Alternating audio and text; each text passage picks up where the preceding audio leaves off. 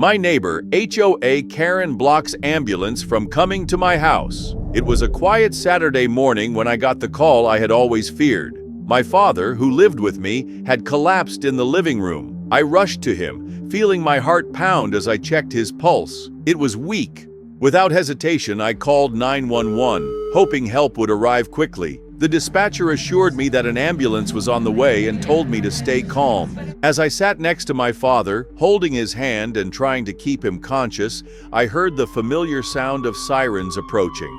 My heart lifted slightly. The ambulance was close, but when I looked out the window to check, I saw something that made my blood run cold. And that's when I saw her. Karen, the infamous president of our HOA, who lived just 2 houses away from me. She stood in the middle of the road, arms crossed, staring down the paramedics. Even from this distance, I could see her mouthing words. She was blocking the ambulance. "What is she doing?" I whispered in disbelief.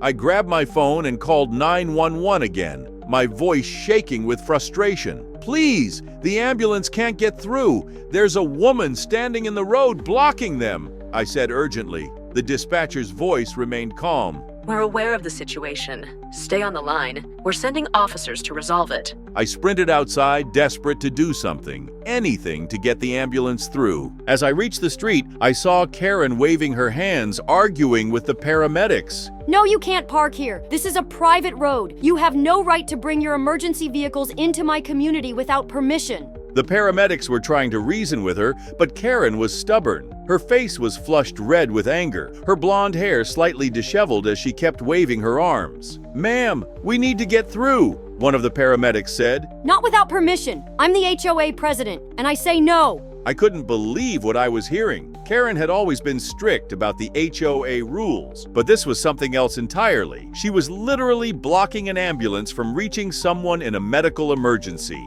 I ran up to her, my voice trembling with desperation. "Karen, my father needs help. You're blocking the ambulance. Please, step aside." Karen turned to me, her eyes narrowing. "I'm not moving until I see proper authorization. I'm just doing my job." I felt a surge of rage. "You'd let my father die over some ridiculous rule?" I shouted, feeling the weight of the situation crush me. Karen didn't even flinch. "I'm protecting the community," she said, as if it were the most obvious thing in the world. "I'm just enforcing the rules." I wanted to scream. Instead, I spun around and ran back inside. I called 911 again, this time demanding that they send the police. I knew the paramedics wouldn't be able to get through without outside help. Minutes felt like hours as I watched Karen continue her argument with the medics. Every second mattered. Finally, I heard sirens again, this time much closer. A police car appeared at the end of the street, and I ran out to meet the officer. He looked serious and wasted no time. "What's the problem?" he asked,